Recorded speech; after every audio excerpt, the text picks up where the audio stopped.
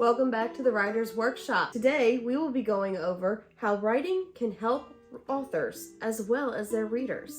And we also have Miss Mystic who's joining us today. So, let's get started.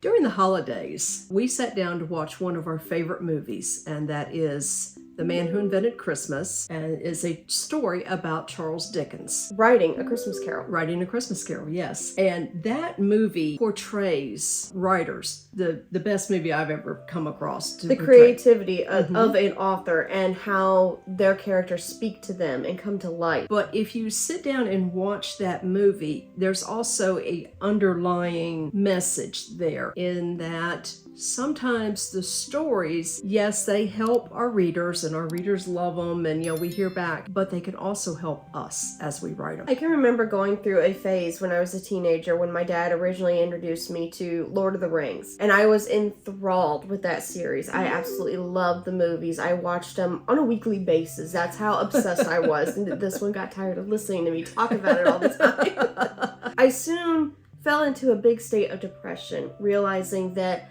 I would never be able to go on an adventure like the hobbits did, or Legolas, and go hunting through the woods and shooting my bow and arrow, because what happens if I run out of my anxiety medicine? What happens when I have no more medicine and I am out there and I fall into a pit of despair? Well, technically you can't, because that's a fantasy story. It doesn't really exist. It's okay, Mommy's not falling into a pit of despair. But you can go through those adventures through your reading, and quite often, writing, as we do in our writing. Hi, sweetheart. And Lady V gave a perfect example of somebody who, suffers from depression or suffers from anxiety. A lot of us authors suffer from some type of ailment. Some of it's physical, others it's not. It's, something you can't see, but it's still there. It's still real. And a lot of us use our writing to help us get through that, help us deal with those everyday issues that we go through in everyday life. I know a lot of readers tell me that they dig into a book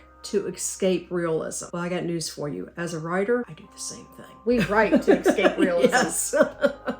And let's face it, after 2025 and all the mess that happened, I very much dig into my stories to escape realism. I have lost count of the amount of times where I've come to Alice and I'm like, that's it, I'm scratching the schedule, I'm going to the writing cave, or I'm going to go do art, because those are my two escape routes for escaping realism and reality, and being able to figure out how to process and deal. As a teenager, I still have it. It's a light form of autism called sensory processing disorder, or SPD. And it is where it's very hard most of the time for you to be able to acknowledge your feelings and process those emotions. And Alice got me started at a very young age with originally journaling. Journaling just wasn't really what suited me, but I quickly found that I could find the points of journaling that did suit me and converted over to writing a story about somebody who was dealing with problems very similar to mine. But with the story, I could fix them. And so that was the easiest way for me to get into writing, and a monster was born from there.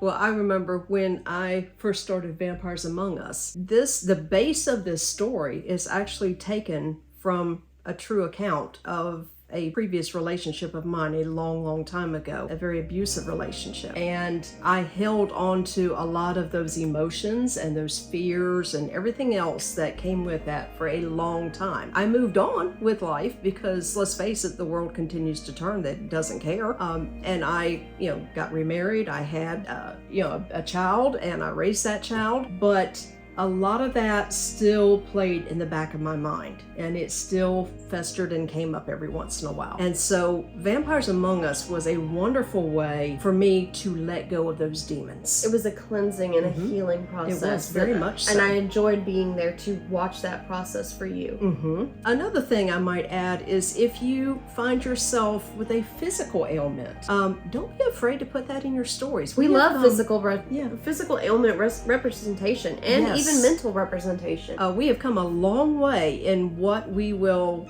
tolerate as far as reading, and I am so happy to see that. So, wheelchair bound or using a cane or anything like Cerebral that. palsy. Cerebral palsy, yes. There is nothing wrong with any of those, and I know people in just about every category with physical disabilities that live wonderful, fulfilling lives. Active lives. Yes, active lives. So don't be afraid to put that in your book. Someone once told me a long time ago that it didn't matter if you didn't have the money to travel around the world, see all these wonderful things. All you had to do is open a book and you could travel anywhere you wanted to. And there's a lot of truth in that.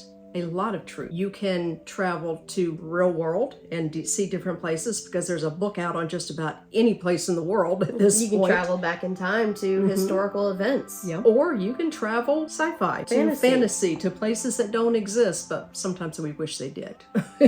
Writing and reading are a wonderful art in themselves, allowing a reader and a writer both to be transported to another place in time. And that right there is a form of magic. You cannot convince me otherwise. You're right. Thank you for joining us. And until next time, don't stop dreaming and never stop learning.